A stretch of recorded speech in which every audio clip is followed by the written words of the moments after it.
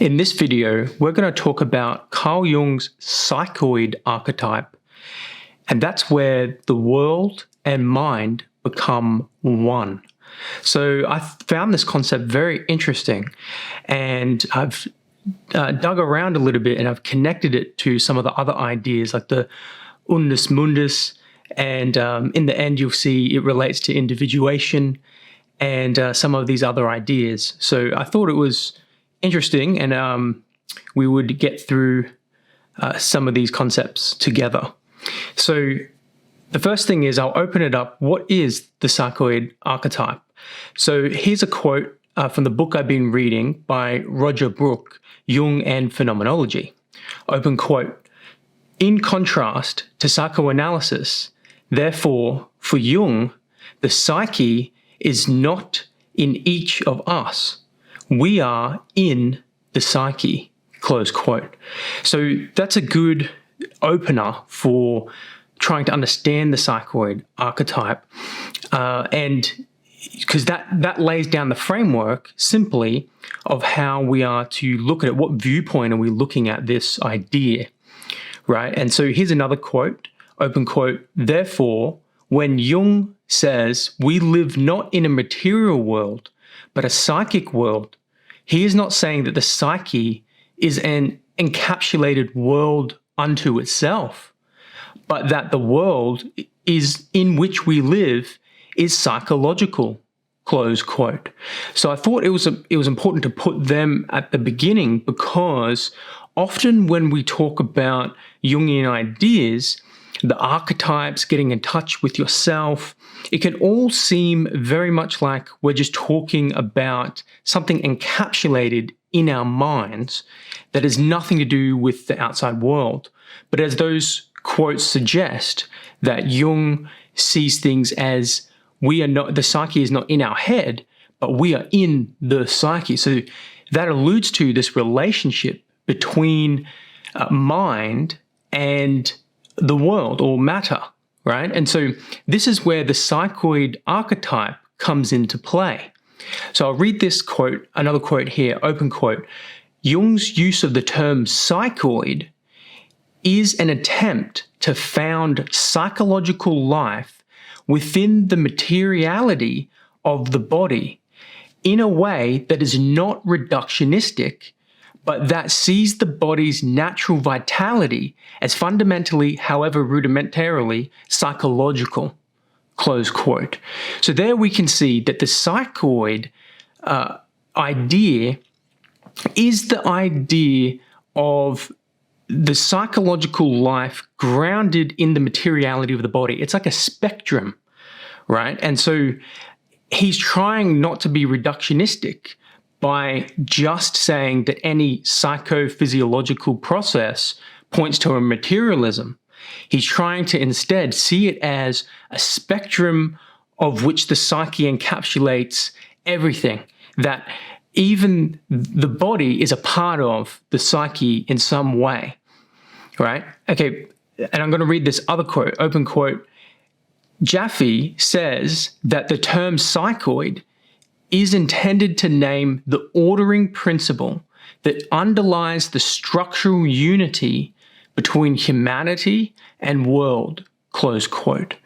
So there we have a further explanation of what it is. It is the idea, the psychoid is the idea that unifies humanity and world. That's the where this archetype plays its role, so to speak. And so now what this does is it opens up for us an idea of how we can view the world in a new way, so to speak. So instead of just viewing Jungian psychology as gaining an aspect of our soul back, which is what we kind of think of as we try to gain meaning from the symbols and meaning in our life through analysis, in a sense, we are capturing our soul back, that life-giving substance that we feel. We're getting in touch with our feelings. But in another sense, we not only gain our soul inwardly, internally in our mind, but we also recapture the life of the world, the soul in the world, or what's called in this book, in Jungian phenomenology, the life world. So we see now not only a transformation of ourselves, but a transformation of how we conceptualize and experience the world, right? And that's where this psychoid archetype comes into play. So there's a book also that I've read a little bit of called Liberating the Heart by Lawrence Jaffe.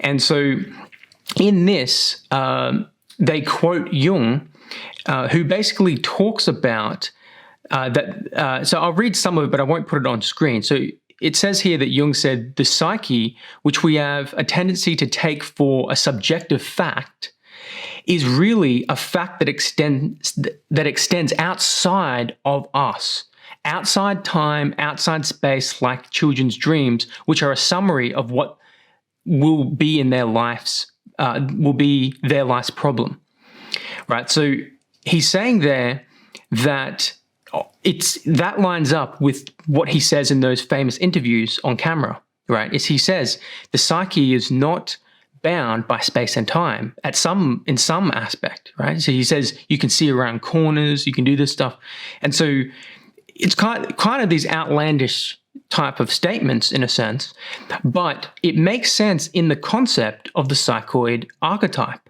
right? So and then later on, Jaffe says, well, that this is why, in essence, we feel a oneness or kinship with all things. We feel a oneness with animals, plants, with nature, right? Because there is this aspect of mind permeating the world. And so I've got this quote here that summarizes all of that.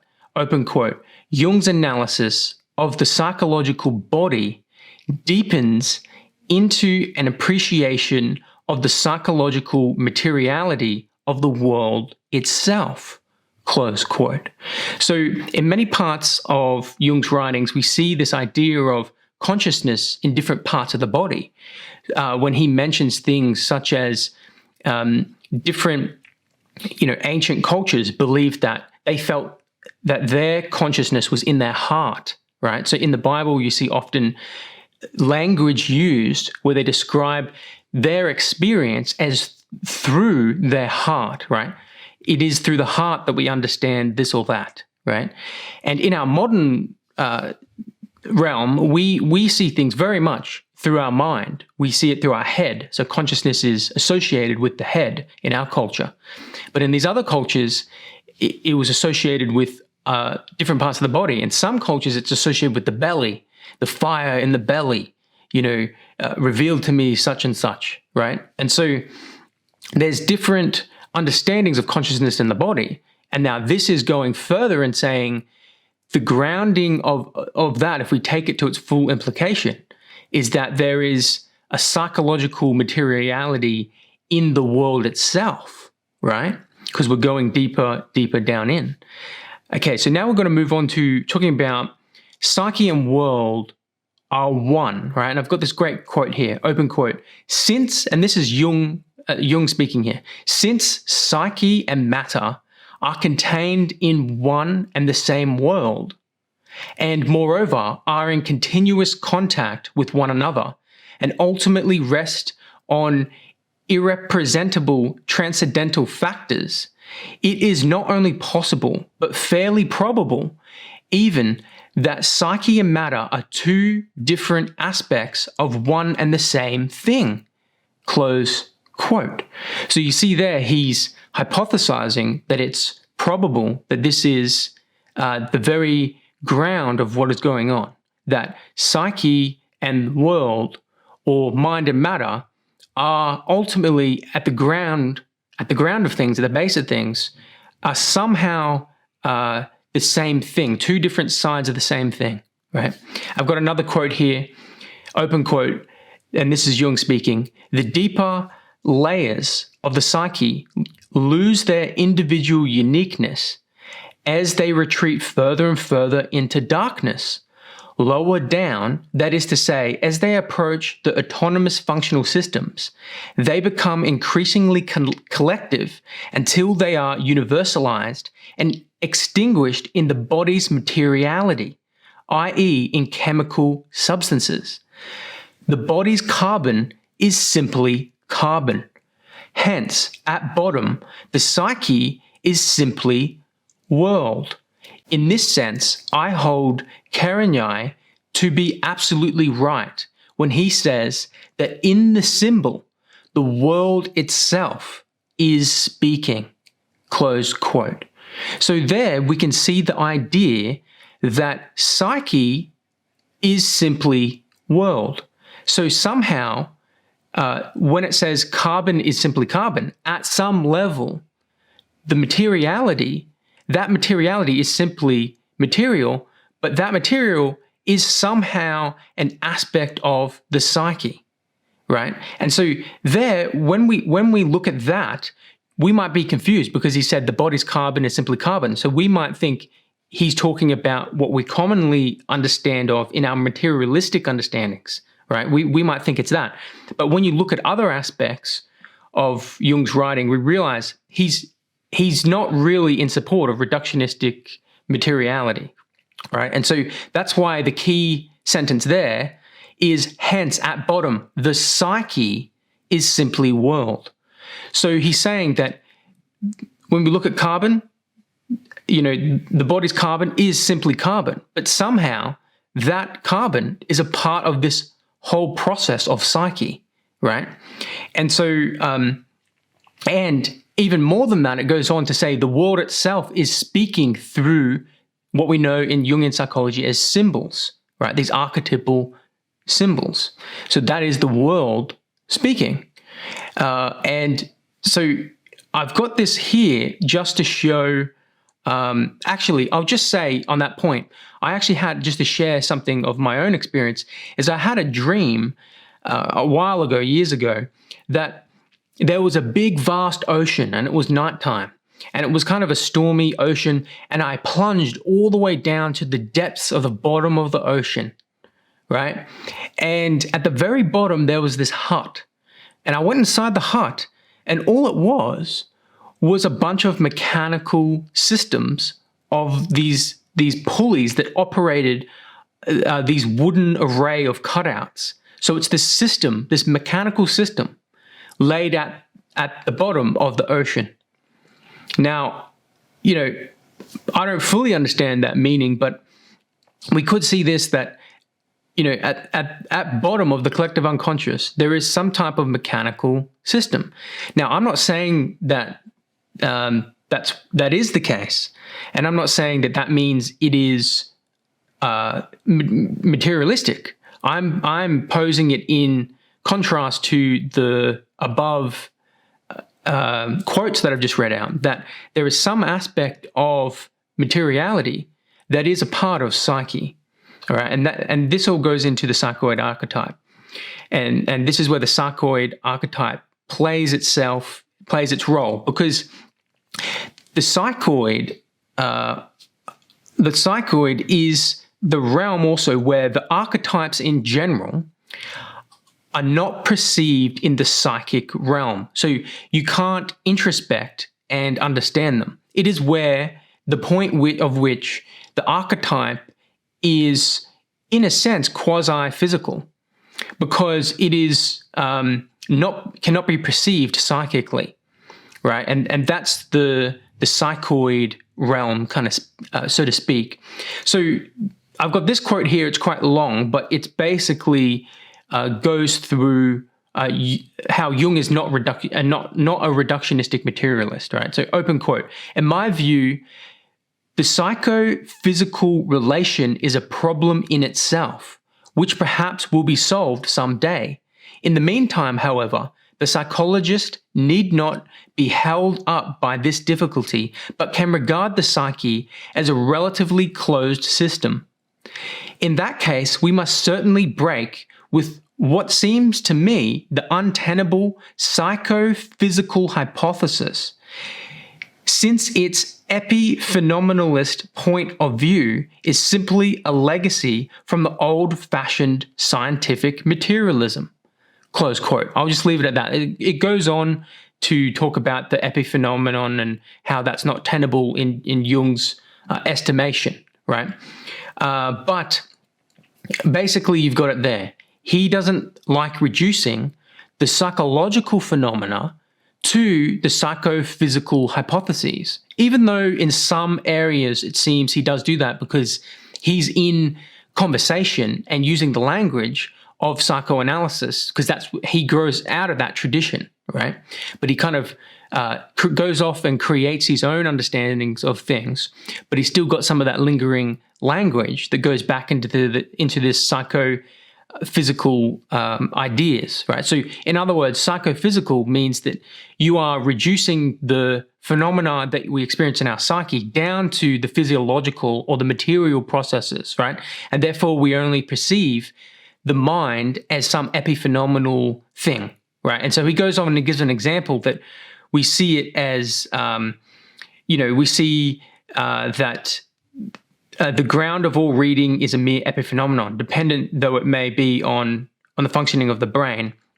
So he does admit that at some point, it may involve the brain at some level, right? But it's not simply that the brain is just squirting out some unimportant thing that we call consciousness, right? And just as he says, I think that the gall is excreted by the liver, right? So the gall is excreted by the liver. He's not saying that the psyche is excreted by the brain. Right? He gives that as an example. And so we can see there that Jung is not in saying that the body's carbon is simply carbon. He's not saying everything is materialistic. He's saying there's something about psyche that is involved in all of that. It's like a spectrum, right? Okay, so I also want to share that I kind of had this experience of the psychoid archetype, I believe. And I'll explain this a little bit more here, and it might make a little bit more sense, right? So open quote, human consciousness for Jung is nature conscious of itself. This is the deepest implication of Jung's consistent attempt to think of psychological life as an expression of nature, close quote. So I had this kind of revelation, and I'm going to make another video about it because I believe it relates to creativity and the purpose of being an artist.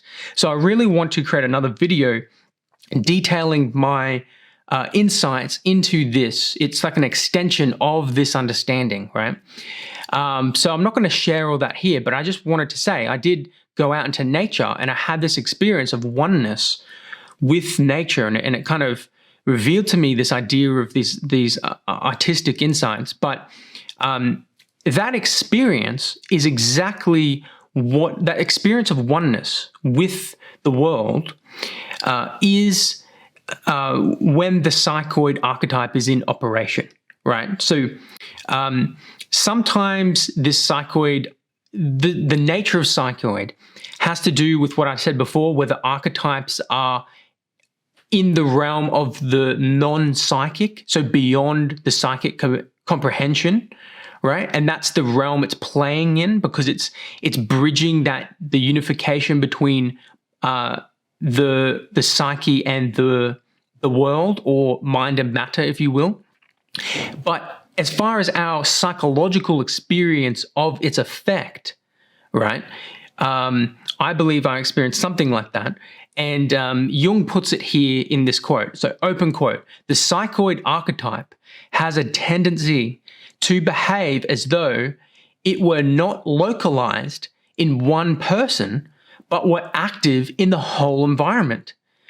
The fact or situation is transmitted in most cases through a subliminal perception of the affect it produces, close quote. So that's how I knew that I related to this experience, because of that last sentence, that the affect it produces. So there is this kind of feeling and emotions that come up that make you feel at one with the environment.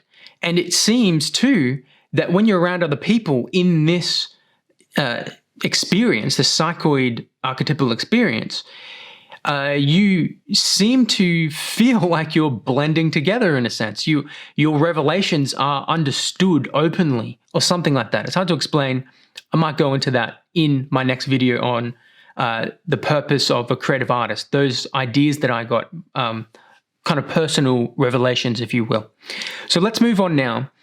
So this idea of the psychoid archetype now moves into the realm of this other idea called the Unus Mundus, right? And the Unus Mundus allows us insights, it gives us insights into the nature of the archetype, right? So here's a quote in Jung's writing, open quote, Dawn gives the philosophical explanation of this in his Physica Trismegisti. In the beginning, God created one world, Unus Mundus. This he divided into two, heaven and earth, close quote. So now we can see that this idea, the experience or the function or the idea of the mind and matter coming together, or of psyche and world come together, is where the psychoid operates. But that leads us to this idea of the Unus Mundus, which is, in the beginning, was the world before it split off into the two things, in this allegorized as heaven and earth, of mind and matter. So Unus Mundus is that original state of mind and matter together, right? And so here's another quote from Jung. It is apparent from this explanation that the desperately evasive and universal Mercurius, that Proteus twinkling in a myriad shapes and colors, is none other than the Unus Mundus, the original, non-differentiated unity of world or of being, close quote. And so we can see there, he summarizes that is the non-differentiated unity of world or being, right? And here's another quote by Jung, open quote, the psychoid nature of the archetype contains very much more than can be included in a psychological explanation. You see, that's why I said that this is where the psychoid comes into play with the archetype, because it's beyond the psychological realm, so to speak, right? It's where the psychology touches materiality. All right, now I'll continue the quote, open quote. It points to the sphere of the Unus Mundus, the unitary world, towards which the psychologist and the atomic physicist are converging along separate paths, producing independently of one another certain analogous auxiliary concepts, although the first step in the cognitive process is the discriminate and divide. At the second step, it will unite what has been divided, and an explanation will be satisfactory only when it achieves a synthesis, close quote. So you see there, that quote sums up the relationship between the psychoid nature of the archetype, meaning when it goes from, on a spectrum, from our psyche, from the psychological aspect down to the material, right? When it does that, we are now verging into the realm of the Unus Mundus, which is the unity of both aspects, psyche and matter, right? And so Jung is there saying also that there can be a synthesis of these things, right? And so that's very interesting. So we're going to now move on to the ideas of the Unus Mundus, Mandala archetypes. The mandala, because the mandala describes the process of the unification of archetypes. And then synchronicity is what you experience as a parapsychology that you experience as you're going along your process of individuation. And this all ties in together in some complex ways. And I don't expect us to completely flesh it out here, but I wanted to touch on it because it seems this idea of the Unus Mundus seems to be accessed through the idea of the psychoid. And that is now seems to be central to this idea of archetypes, synchronicity, and the other large concepts in analytical psychology, such as individuation, right, and becoming whole. And so it all links together if you read through it carefully. But let's just share a little bit of it here. So this is Jung, open quote.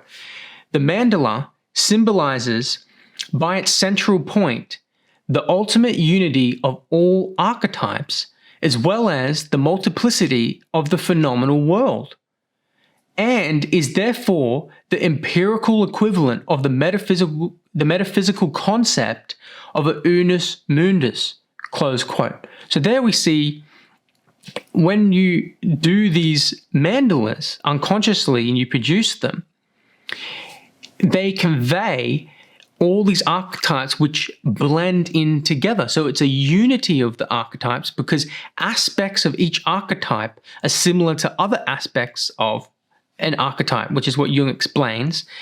And it brings together the multiplicity into one, right? And that is why, like when we do mandalas, it is kind of a picture of our individuation. It's the multiplicity of the totality of our being, which is unifying together to create a whole, right? It's a picture of that. And Jung is saying this is the empirical equivalent of the metaphysical concept of the Unus Mundus, because Jung is saying the Unus Mundus is kind of a hypothesis, a metaphysical hypothesis, right? We can't prove it, so to speak. But in this, he's kind of attempting to allude at these other manifestations, so to speak, of this idea of the Unus Mundus, right? Okay, so here is another quote by Jung, open quote.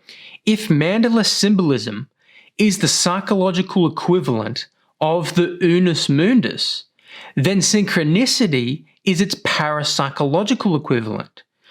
Though synchronistic phenomena occur in time and space, they manifest a remarkable independence of both these indispensable determinants of physical existence, and hence do not conform to the law of causality, close quote. So some people take Jung to task with the idea of synchronicity, but I'm going to suspend all judgment and just try to illuminate the idea here.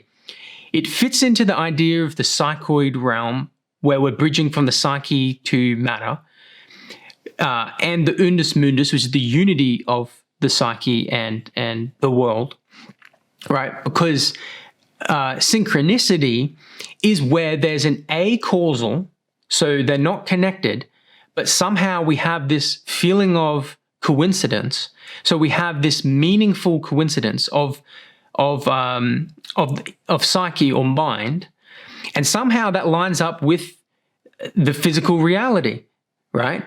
And so he's saying that this is a hint that these two sides of the coin, so to speak, are now connecting in time and space at some point, even though they're not causally linked. And he's saying this is possible because at some point they were split off, right? So the Unus Mundus, the unity, has been split off at some point, and it's seeking to come back together. And through synchronicity, we experience this idea of wholeness and this idea of the coming together of these two aspects of mind and world, right? And so it's further described here in the next quote, open quote, the characteristic feature of all these phenomena, including Ryan's psychokinetic effect and other synchronistic occurrences, is meaningful coincidence.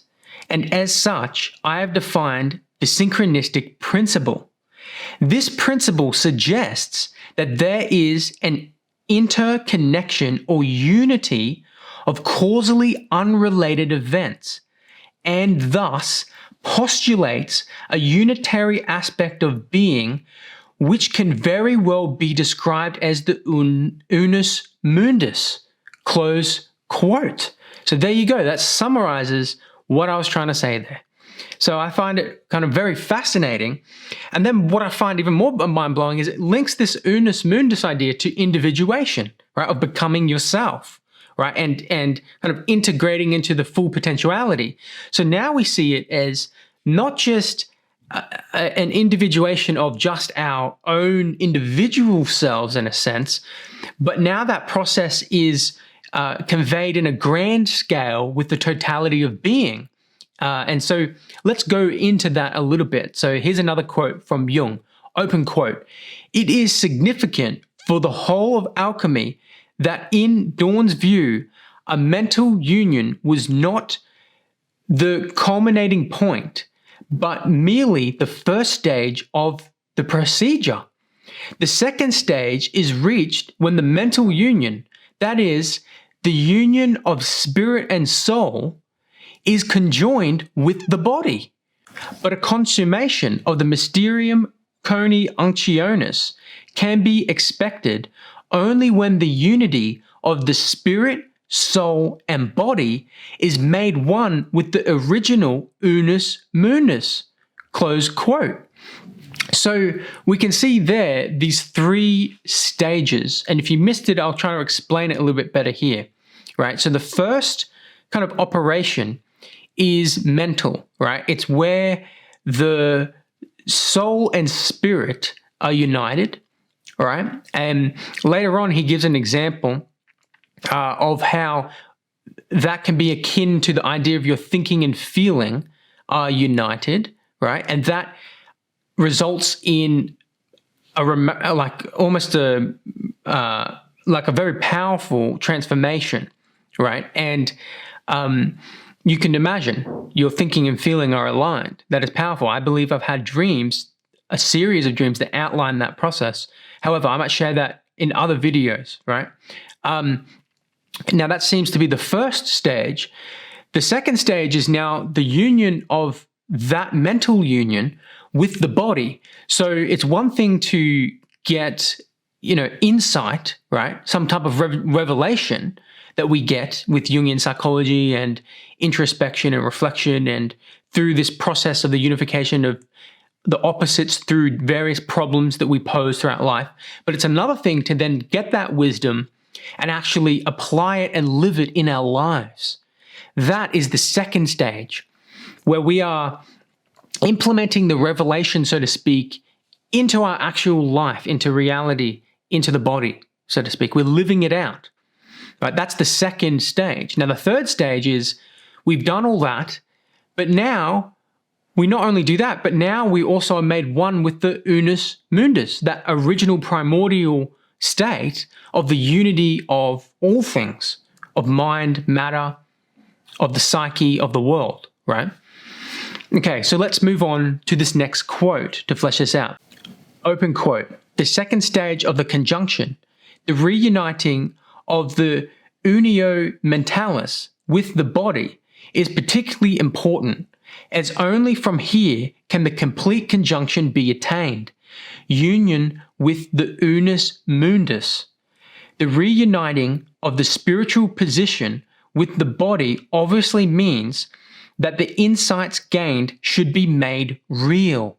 An insight might just as well remain in abeyance if it is simply not used. The second stage of conjunction, therefore, consists in making a reality of the man who has acquired some knowledge of his paradoxical wholeness." Close quote. So we can see there that it's not just about getting insight and trying to actualize it. It is that, but somehow that also has to do with you, your identity, your personality, because it says there, in making a reality of the man who has acquired some knowledge. So the reality that's being made is not just some external action, which it does have to do with external action, but it is it is actually you who is becoming the reality, right? You are the personification of the revelations you're receiving from these, integrations of knowledge of your inner experiences. So you're having a dream of thinking and feeling uniting. You're having these revelations that are opening up the potentialities of your personality, right? But then you're actually acting on it in the real world, but not acting on it in some superficial way, but acting on it in a sense that you're creating yourself, right? And so it is this reconciliation of opposites as you go through different problems in life, romantic relationships, work, you are reconciling different things, right? With a partner, you were trying to reconcile two different people together. That also coincides with the psychological process of reconciliation of these opposite factors within yourself. Same as, you going to work. There's this idea of your identity and the world and the identity they want you to play. So there's this reconciliation between self and the world. See, there could be an infinite series of these different problems in the world in individual experiences, but it's the idea here that there is this paradoxical wholeness that is hard to actualize, right? And then Jung says later to suspend that idea of the paradoxical nature of it, because you don't want to be too rationalistic with these things, because this is a psychological process, but it also links to you becoming you in actuality too. So it's a hard thing to describe, right? So this next quote outlines it a little bit more. Open quote. "The one and simple is what Dawn calls the Unus Mundus. This one world was the res simplex. For him, the third and highest degree of conjunction was the union of the whole man with the Unus Mundus. By this he meant, as we have seen, the potential world of the first day of creation, when nothing was yet in actu, i.e. divided into two, and many, but was still one. The creation of unity by magical procedure meant the possibility of effecting a union with the world, not with the world of multiplicity as we see it, but with a potential world, the eternal ground of all empirical being, just as the self is the ground and origin of the individual personality, past, present, and future.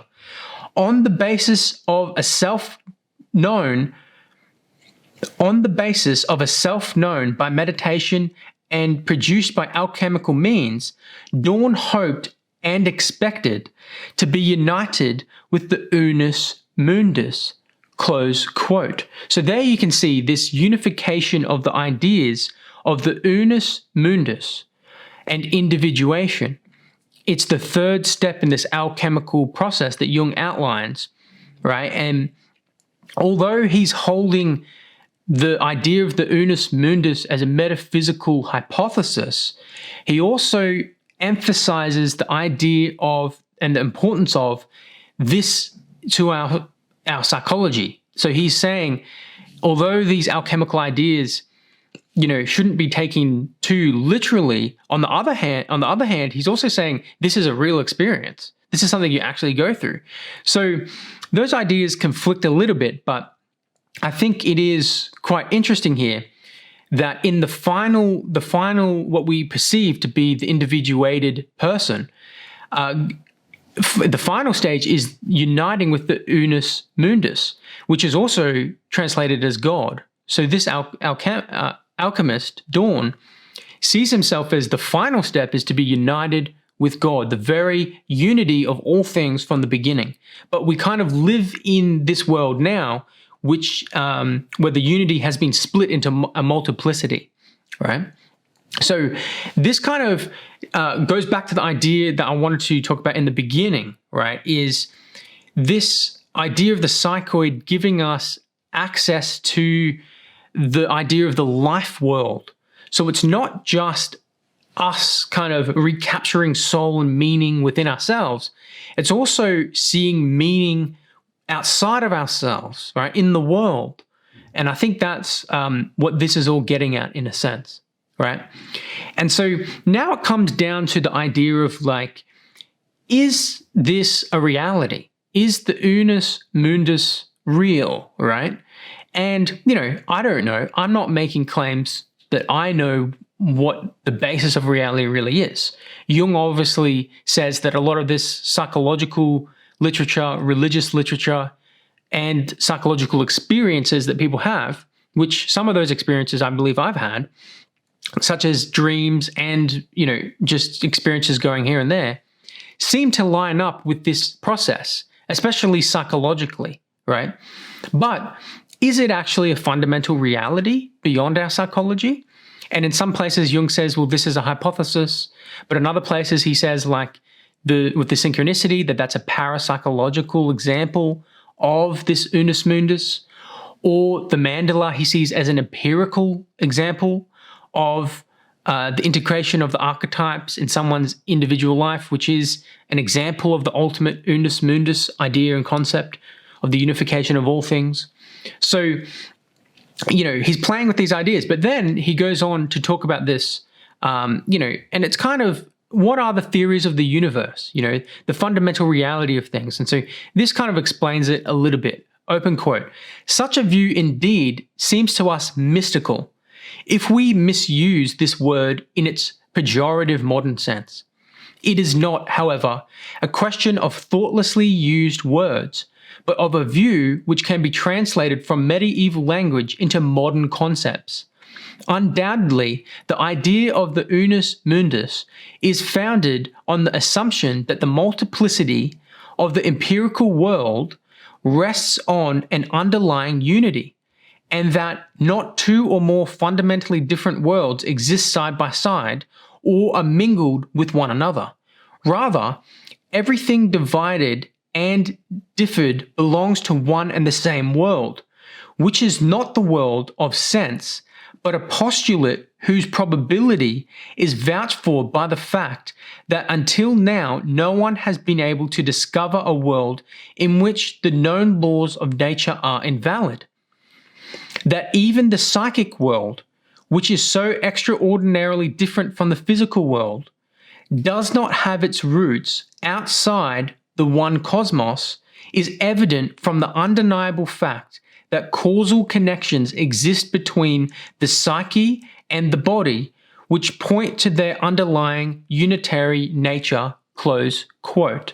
So that is kind of his philosophical reasoning to get down to an understanding of this in actuality, right? And he's saying at some point we can see that mind and body are connected at some level.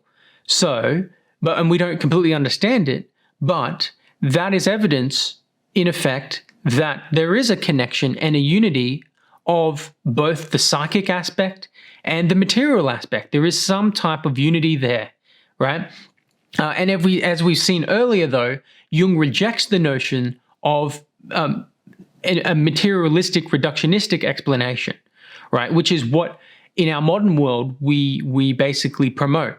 And so, but in this sense, he is saying, there is a position where we can arrive at, where we can see this as a reality, right? And so that's what he's trying to point out there. And I would just point out that actually there are other philosophical ideas of mind that could coincide with this, with Jung's idea here, with the Unus Mundus, right? And so there's this idea called Panpsychism. It's a philosophy of mind, right? And it basically says that there is a mind that permeates all of reality, right? So minds constitute reality, right? And so, but it kind of talks of it there's multiple and separate, distinct psychic beings and minds. So I don't know if it completely lines up with the Unus Mundus in its unity, but nonetheless, it sees this idea of mind throughout reality, right? And then there's other ideas, this pantheism, which is that everything is God, right? And there's other types of ideas like that. So panpsychism is an interesting idea. Maybe I'd like to explore in the future, but I don't have any full philosophical understanding of that, other than to say it seems to be this explanation of mind that permeates matter, something like that, some type of unity between them, that mind is actually an aspect of matter in some way. And I know there's variations of this concept, so I just think it's interesting. I just bring it up to say it's interesting. I do think some of this stuff is psychologically interesting. The concepts are interesting. The Unus Mundus, playing in that space of the psychoid, I think is illuminating to the concepts that we often see as just something trapped in our head. And that's what I wanted to kind of undercut here, to show you that Jung sees things not just inside, but very much outside in the living world as well. And I think that is interesting. So I'm going to share some more experiences in my next video of what I think I experienced this psychoid archetype in relation to creativity and becoming an artist and the purpose of an artist. I thought that was really good, and it deserved its own video because it's kind of just my personal experiences, right? So I hope you've enjoyed this one, and I'll see you in the next video.